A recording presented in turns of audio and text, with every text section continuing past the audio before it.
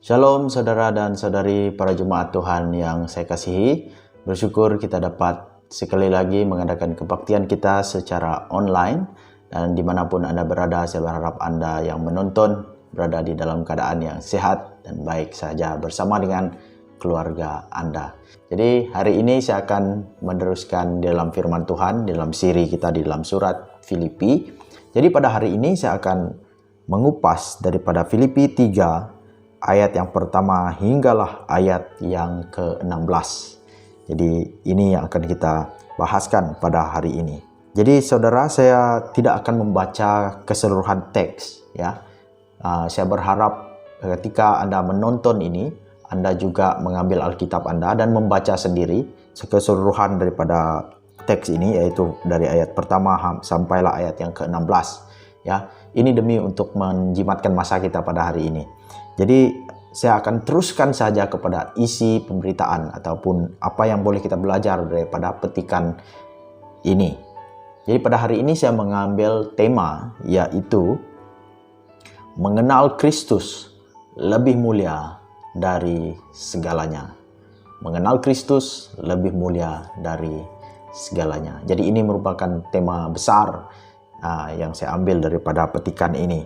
Dan saya ada 4 poin yang penting untuk disampaikan lewat daripada petikan yang akan kita bacakan pada hari ini. Jadi mari kita lihat apa yang dikatakan oleh Paulus di dalam petikan ini. Jadi yang pertama saudara, kalau kita melihat bagian ini, yang pertama adalah Paulus menyuruh ataupun memberitahukan ataupun menggesa kepada jemaat di Filipi supaya mereka berwaspada terhadap pengajar dan ajaran palsu. Itu yang pertama sekali di dalam petikan ini, yaitu supaya mereka berhati-hati ya, mereka berwaspada, mereka berjaga-jaga terhadap pengajar sesat, pengajar palsu, dan ajaran-ajaran yang membawa ajaran-ajaran yang tidak alkitabiah, tidak benar, yang tidak sesuai ataupun selari dengan Injil. Mari kita lihat di ayat yang 1b ini dan ayat yang kedua dan ayat yang ketiga, di mana dikatakan, hati-hatilah terhadap anjing-anjing, hati-hatilah terhadap pekerja-pekerja yang jahat, hati-hatilah terhadap penyunat-penyunat yang palsu, karena kitalah orang-orang bersunat yang beribadah oleh Roh Allah dan bermegah dalam Kristus Yesus dan tidak menaruh percaya pada hal-hal lahiriah. Yang poin yang saya ambil daripada sini adalah supaya kita berwaspada terhadap pengajar dan ajaran palsu. Jadi ini yang Paulus beritahukan kepada jemaat di Filipi pada waktu itu. Ajaran palsu ataupun pengajar palsu, saudara, bukanlah suatu yang baru. Sebenarnya semua ini sudah ada sejak daripada zaman para rasul lagi. Dan Yesus sendiri sudah mengatakan bahwa selepas dia akan muncul banyak pengajar-pengajar palsu, Kristus palsu yang mengaku diri Mesias dan sebagainya, mengaku diri mereka nabi dan sebagainya. Ya, dan itu benar-benar terjadi. Zaman para rasul banyak terjadi, saudara. Dan timbul berbagai-bagai pengajaran yang menyusup masuk ke dalam gereja dan mengajarkan sesuatu yang bertentangan atau tidak sesuai dengan Injil yang telah diberitakan oleh para rasul yang mereka terima daripada Yesus Kristus.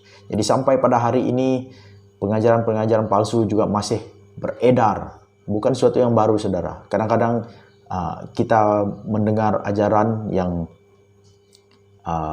songsang ataupun terpesong, tetapi ajaran itu sebenarnya sudah ada dulu, tetapi dibangkitkan kembali dan sering dikitarkan semula, dan ini terus berlangsung, dan itu berlaku sejak daripada zaman para rasul. Jadi Paulus mengingatkan kepada orang-orang di Filipi supaya mereka berhati-hati. Apa dikatakan? Kalau kita lihat di ayat ini, dia katakan berhati-hati terhadap anjing-anjing ya. Ini bukan anjing-anjing peliharaan, saudaraku. Ini sebenarnya adalah bahasa kiasan supaya kita coba mengerti apa yang dikatakan Paulus ini. Apakah yang dikatakan anjing-anjing? Ya, kalau kita melihat di dalam Alkitab, contohnya di dalam Injil, Yesus juga ada menyebut tentang anjing. Ya, dia pernah menyebut tentang orang Kanaan, ya, yang diibaratkan sebagai anjing, ya, di mana dikatakan orang yang di luar Israel, yang bukan daripada umat perjanjian, disebut anjing sebenarnya. Mereka orang kafir. Dan Yesus pernah menyebut, kalau kita mengingat tentang kisah di mana Yesus dia didatangi oleh seorang wanita yang mau supaya Yesus menyembuhkan anaknya, tetapi Yesus berkata tidak baik, ya, mengambil roti yang disediakan untuk anak dan diberikan kepada anjing, melemparkannya kepada anjing. Tetapi apa yang perempuan ini jawab? Perempuan itu berkata, Tuhan, anjing pun makan remah-remah daripada meja tuannya. Dan Yesus berkata, wow, besar imanmu. Maka pada waktu itu juga mujizat terjadi. Jadi saudara, kita melihat Yesus pernah menggunakan istilah itu. Yesus juga pernah menggunakan di tempat-tempat lain, ya. Dan di dalam Alkitab sering digunakan di dalam Perjanjian Baru menggunakan istilah anjing. Jadi saya ingin kita melihat di dalam 2 Petrus 2 ayat 22, di mana dikatakan begini, bagi mereka cocok apa yang dikatakan peribahasa yang benar ini, anjing kembali lagi ke muntahnya dan babi yang mandi kembali lagi ke kubangannya, ya. Dan kalau kita melihat konteks yang dikatakan oleh Petrus ini, Petrus sebenarnya merujuk tentang guru-guru palsu, ya, guru-guru palsu yang diibaratkan juga seperti anjing yang kembali ke muntahnya.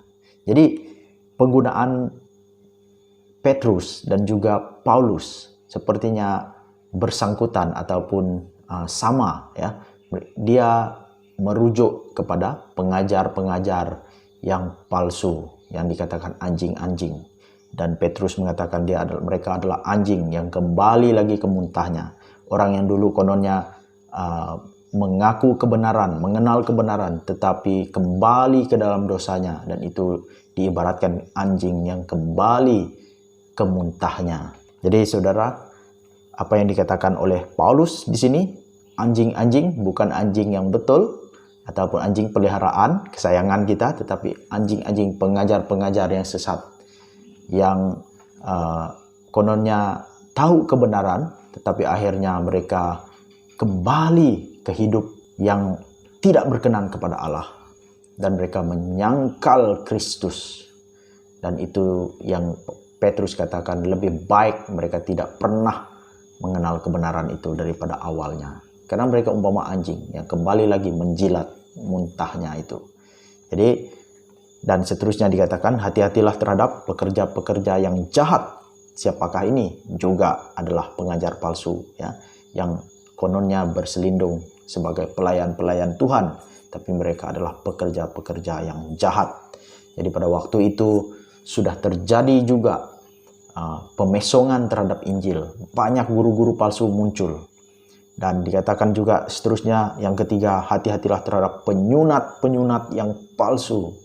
Jadi ada orang-orang Yahudi yang kononnya percaya Yesus, tetapi mereka ingin membawa orang-orang bukan Yahudi untuk menjadi seperti orang Yahudi.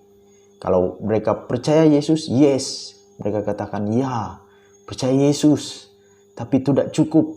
Kamu juga harus disunatkan supaya kamu selamat. Sedemikian saudara, supaya kamu menjadi sebahagian daripada kami, umat pilihan Allah. Tetapi saudara, kita melihat di sini bahwa Paulus menyebut mereka sebagai penyunat-penyunat palsu. Jadi mereka bukan hamba-hamba Tuhan yang benar.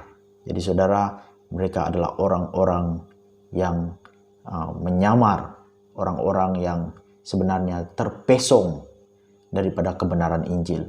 Injil bukan soal sunat secara fisikal, saudara. Jika Anda ada yang bersunat secara fisikal, Kalau Anda mengambil itu karena sebab-sebab kesehatan, maka itu baik bagi saudara dan itu tidak dihalang saudara. Tetapi jika kita mengambil mentality ataupun sikap seperti orang Yahudi, kita mengatakan kita mau bersunat supaya kita selamat, maka itu adalah suatu yang tersasar daripada Injil. Ataupun kita bersunat supaya kita menjadi umat pilihan Allah, maka kita tersasar. Kita menjadi umat pilihan Allah, umat Allah sendiri adalah karena iman di dalam Yesus. Melalui iman kita di dalam Tuhan Yesus, maka kita diakui sebagai anak. Sebab firman Tuhan di dalam Yohanes 1 ayat 12 mengatakan, barang siapa yang menerimanya, tetapi yang menerimanya diberinya kuasa supaya menjadi anak-anak Allah, yaitu mereka yang percaya dalam namanya. Tidak dikatakan di sana bahwa tetapi barang siapa yang bersunat, saudara, tetapi barang siapa yang menerimanya, yaitu orang yang percaya kepadanya. Orang itulah yang disebut anak-anak Allah. Orang itulah yang menjadi sebagian daripada umat perjanjian Allah, kepunyaan Allah sendiri. Jadi bersunat fisikal tidak menentukan status orang percaya. Itu hanya secara lahiriah ataupun jasmani, tetapi bukan yang dimaksudkan oleh Tuhan sendiri, yaitu menjadi percaya, menjadi milik Allah melalui iman di dalam Tuhan. Dan di ayat yang ketiga dikatakan, karena kitalah orang-orang bersunat yang beribadah oleh Roh Allah. Jadi Paulus melihat di sini ada dua jenis sunat. Satu sunat fisikal, tetapi ada satu lagi sunat yang rohani, saudara. Dan Paulus mengatakan sebenarnya kitalah orang yang bersunat. Bukan sunat fisikal di sini, tapi orang yang bersunat secara rohani. Dalam kitab Roma mengatakan sunat di dalam hati, saudara. Apakah sunat di dalam hati? Yaitu penanggalan akan dosa, yaitu melambangkan pertobatan, saudaraku. Maka itu adalah sunat yang rohani, sunat hati. Dan itulah yang dimaksudkan Tuhan, bukan sunat fisikal. Kalau untuk maksud kesehatan, silakan saudara. Tetapi jangan mengambil itu sebagai suatu prasyarat ataupun suatu kewajiban yang mengatakan dengan melakukan sunat fisikal kita menjadi umat Allah. Tidak, saudara. Kita menjadi umat Allah melalui iman dalam Yesus Kristus. Itu saja, saudara. Tak ada tambahan yang lain. Ya. Jadi seterusnya kita melihat yang kedua. Jangan berharap pada hal jasmani. Itu poin yang kedua. Jangan berharap pada hal jasmani. Di ayat yang ke-3b hingga ayat yang ke-6 saya bacakan. Dikatakan begini, dan bermegah dalam Kristus Yesus dan tidak menaruh percaya pada hal-hal lahiriah. Sekalipun aku juga ada alasan untuk menaruh percaya pada hal-hal lahiriah, jika ada orang lain menyangka dapat menaruh percaya pada hal-hal lahiriah, aku lebih lagi. Disunat pada hari ke-8 dari bangsa Israel, dari suku Benyamin, orang Ibrani asli, tentang pendirian terhadap hukum Taurat, aku orang Farisi, tentang kegiatan aku menganiaya jemaat, tentang kebenaran dalam mentaati hukum Taurat, aku tidak bercacat. Jadi Paulus mengatakan di sini, kita ini orang-orang bersunat yang sebenar-benarnya, yaitu kita bermegah dalam Kristus, yang tidak menaruh percaya pada hal-hal lahiriah, ataupun hal-hal yang jasmani, hal-hal yang nampak dengan kasat mata kita. Kita adalah orang-orang yang disunat secara rohani, orang-orang yang telah bertobat, orang-orang yang menerima Roh Kudus, yang beribadah kepada Tuhan dengan kuasa Roh Kudus. Bukan oleh liturgi sahaja yang boleh dilakukan secara jasmani, yang dilihat di depan mata kita. Tetapi saudara, Paulus mengatakan, kitalah orang-orang itu. Dan kita bermegah, kita hanya berharap kepada Yesus Kristus. Kita tidak menaruh percaya pada hal-hal lahiriah, hal-hal agamawi kosong yang cetek, saudara. Jadi begitu di dalam kekristenan ada juga banyak hal yang boleh sebenarnya menjadi suatu agama semata-mata. Ya. Contohnya, kita hanya melihat bangunan gereja sebagai tempat kudus, tetapi kita lupa bahwa tubuh kita ini adalah bait Allah yang juga Tuhan mau supaya kudus. Ya, kita mungkin hanya melihat hari Minggu saja sebagai hari yang spesial, hari di mana kita boleh beribadah. Tapi saudara, kita lupa bahwa hari demi hari kita harus menjalin hubungan kita dengan Allah. Jadi saudara, banyak hal sebenarnya di dalam kekristenan. Kalau kita tidak mempunyai pengertian, maka kita boleh tersasar. Kita boleh menjadi seperti orang Farisi, menjadi orang Yahudi zaman dahulu yang hanya melakukan kewajiban agama, hanya sebatas agama, tetapi bukan pengenalan pribadi dengan Tuhan. Jadi bagaimana saudara? Apakah saudara juga mungkin merasa, oh saya sudah dibaptis, maka saya adalah anak Tuhan? Saudaraku, jika Anda orang yang telah percaya dan dibaptis, amin saudara, Anda adalah anak Tuhan. Tapi kalau Anda dibaptis tanpa pengertian, tetapi hidup Anda tidak mencerminkan kepercayaan kepada Kristus, maka baptisanmu itu bukan suatu yang dapat dibanggakan, saudara. Itu mungkin hanya suatu upacara keagamaan yang Anda lakukan. Jadi begitu juga dengan bagaimana kita beribadah. Kalau kita hanya berpikir beribadah itu hari Minggu saja atau ke bangunan saja, maka kita juga sedang hanya beragama yang kosong ataupun cetek. Jadi itu yang dikatakan oleh Paulus, ya. Jadi yang ketiga kita melihat di sini adalah mengenal Kristus lebih bernilai dari segalanya. Mengenal Kristus lebih bernilai dari segalanya. Saya baca dari ayat 7 hingga 11 dikatakan, tetapi apa yang dahulu merupakan keuntungan bagiku, sekarang kuanggap rugi karena Kristus. Malahan segala sesuatu kuanggap rugi karena pengenalan akan Kristus Yesus, Tuhanku, lebih mulia dari semuanya.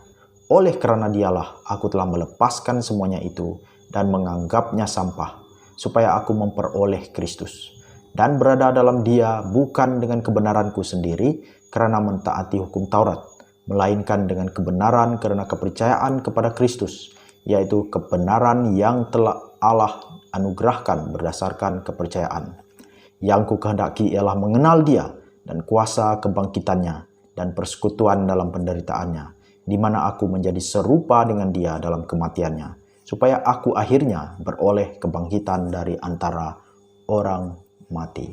Jadi Paulus melihat bahwa orang-orang yang beribadah kepada Allah adalah orang-orang yang memiliki Roh Kudus, beribadah oleh Roh Allah. Lepas itu orang yang bukan berharap pada hal-hal jasmani, bukan soal makanan, soal adat istiadat, tradisi, bukan soal hari, bukan soal saudara bangunan dan sebagainya. Tetapi kita beribadah dengan Roh Kudus, beribadah dengan pengenalan akan Tuhan.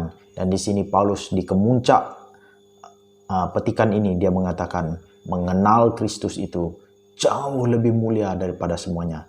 Dia boleh berbangga menjadi orang Yahudi, dia boleh berbangga menjadi orang Farisi, menjadi umat pilihan Allah. Tetapi saudara, dia mengatakan bahwa apa yang dahulu merupakan kebanggaan, merupakan keuntungan baginya, dia mengatakan itu sampah semuanya.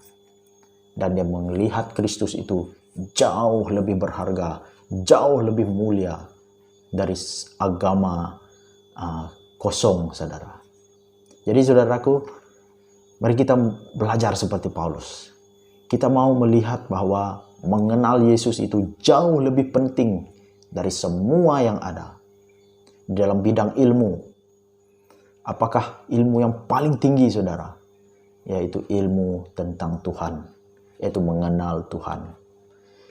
Jadi apa yang kita cari yang lebih daripada harta benda, keuangan, dan sebagai kekayaan dan sebagainya. Mencari Yesus, mengenal Yesus, itu jauh lebih tinggi, saudaraku. Tidak bermakna bahwa kita tidak akan bekerja, tidak akan mencari ilmu yang lain. Tetapi saudara, mari kita belajar untuk meletakkan Yesus di tempat yang tertinggi, menjadi pusat kehidupan kita. Seperti Paulus mengatakan, pengenalan Kristus itu jauh lebih mulia. Dia sanggup melepaskan semuanya. Statusnya sebagai orang Farisi, ya, dia memiliki kedudukan, dia dihormati oleh orang, dia sebenarnya hidup dalam keadaan yang selesa, tapi dia melepaskan semuanya dan menganggapnya sampah. Dia sanggup menderita. Bahkan pada waktu dia menulis ini, saudara, dia berada di dalam tahanan, tetapi dia sanggup melepaskan semuanya. Dan dia sanggup menderita demi Kristus. Dan dia mengatakan, yang ku kehendaki adalah mengenal dia. Apakah saudara mempunyai kerinduan yang sama? Yang saudara kehendaki adalah apa? Tanyakan diri saudara, apa yang Anda paling inginkan di dalam hidup ini? Kekayaan, nama, ataupun Anda ingin mengatakan, Tuhan, aku mau mengenalmu. Jadi saudara, mari kita belajar daripada Paulus. Paulus telah menunjukkan kepada kita bahwa yang paling mulia, yang paling berharga, yang paling berbaloi di dalam kehidupan ini adalah mengenal Kristus, Juru Selamat kita. Amin, saudara. Yang terakhir, saudara, yang keempat. Yang keempat adalah melepaskan masa lalu dan maju terus ke hadapan. Melepaskan masa lalu dan maju terus ke hadapan. Saya bacakan dari ayat 12 hingga 16 berkata, bukan seolah-olah aku telah memperoleh hal ini atau telah sempurna, melainkan aku mengejarnya, kalau-kalau aku dapat juga menangkapnya. Karena aku pun telah ditangkap oleh Kristus Yesus. Saudara-saudara, aku sendiri tidak menganggap bahwa aku telah menangkapnya. Tetapi ini yang telah kulakukan. Aku melupakan apa yang di belakangku dan mengarahkan diri kepada apa yang di hadapanku. Dan berlari-lari kepada tujuan untuk memperoleh hadiah, yaitu panggilan surgawi dari Allah dalam Kristus Yesus. Karena itu marilah kita yang sempurna berpikir demikian. Dan jikalau lain pikiranmu tentang salah satu hal itu akan dinyatakan Allah juga kepadamu. Tetapi baiklah tingkat pengertian yang telah kita capai, kita lanjutkan menurut jalan yang telah kita tempuh. Jadi Paulus memberikan sekali lagi contoh tentang dirinya. Dia melihat bahwa kehidupan lalunya sebagai orang Farisi itu, orang Yahudi, sebagai orang Israel itu semuanya tidak dapat diharapkan. Itu semuanya lahiriah, itu semuanya jasmani. Tetapi apa yang boleh diharapkan adalah dia berharap kepada Kristus. Dia bermegah di dalam Yesus. Dia percaya bahwa Yesuslah satu-satunya jalan keselamatan. Dan melalui iman saja, dia bersatu dengan Tuhan. Dan dia menjadi milik Tuhan. Bukan karena keturunan. Jadi saudara, dan akhirnya apa yang Paulus lakukan adalah, setelah dia meninggalkan semuanya, dia tidak pernah menyesal. Dia tidak pernah rasa ingin kembali ke agama lamanya. Tetapi dia maju terus walaupun melalui pelbagai penderitaan. Paulus mengatakan dia pernah disesah, dia pernah dicambuk, saudara. 49 kali. Dia pernah ditikam dengan batu, tetapi dia masih hidup. Dia pernah banyak kali dia mau dibunuh, dikejar kemana-mana. Dia pernah mengalami kapal karam di laut. Dikatakan dia terkatung-katung semalam-malaman di laut. Tetapi dia tidak pernah menyesal, saudaraku. Dia tetap beriman. Dia tetap percaya kepada Tuhan. Dia dianiaya. Dia difitnah. Dia dicaci maki. Bahkan dia ditahan. Dipenjarakan. Dan akhirnya kita tahu dalam sejarah. Bahkan Paulus dibunuh. Tetapi dia setia sampai akhirnya. Jadi saudara, dia mengatakan dia melupakan apa yang dulu. Kehidupan lamanya. Tapi dia maju terus. berlari kepada tujuan untuk memperoleh hadiah. Dia terus berjalan dalam iman, saudara. Jadi kita juga sama. Kita mau belajar seperti Paulus. Kita mungkin ada berbagai sejarah silam di dalam kehidupan kita. Dulunya kita mungkin seorang pemabuk. Kita tidak mengenal Tuhan. Kita menyembah berhala. Dulunya kita hidup tanpa takut akan Tuhan. Kita buat apa saja yang menyenangkan hati kita. Tapi setelah kita mengenal Kristus, kita mau terus berjalan dan bertumbuh dalam Dia. Mengenal Dia lebih dalam, lebih dalam. Dan kita juga mau menjadi saksinya kepada orang lain. Dan biar orang lain juga mengenal siapakah Yesus dalam kehidupan kita. Amin, saudara. Jadi ini yang kita dapat belajar daripada teks ini. Jadi apakah aplikasi yang boleh kita ambil daripada firman ini?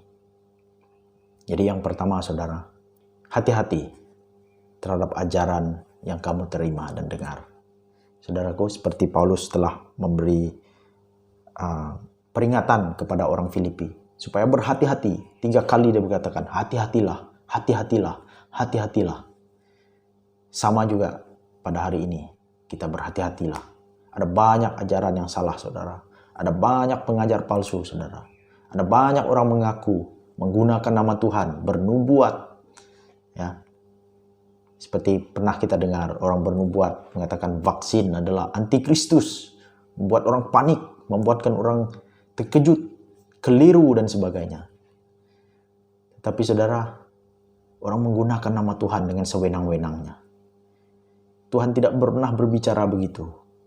Dan firman Tuhan yang dipakai itu diselewengkan, dipesongkan untuk menyokong agenda ataupun ide mereka. Tapi mari kita kembali kepada firman Tuhan. Dengan setia kita menggali dan belajar dan menilai dan menimbang. Dan juga supaya kita tidak akan terpesong daripada jalan Tuhan. Jadi hati-hatilah terhadap pengajar dan ajaran palsu yang salah. Yang kedua, tinggalkan agama kosong dan beribadahlah dalam roh dan kebenaran. Ini kita sudah sentuh di khotbah yang sebelum ini. Apa maksudnya menyembah dalam roh dan kebenaran, saudara? Yang ketiga adalah, mari jadikan Yesus sebagai prioritas yang terutama, yang tertinggi, dan menjadi pusat kehidupan kita. Kita mau mengenal Yesus, itu jauh lebih mulia. Ya, mungkin Anda berkata dalam situasi sekarang pandemik ini, ya, kita dalam keadaan sukar, kita mau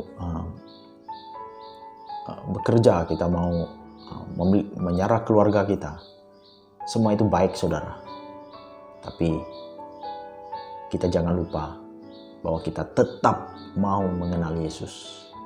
Dalam masa pandemik inilah kita boleh berhenti sejenak, berpikir, banyakkan berpikir, banyakkan merenung, banyakkan berdoa.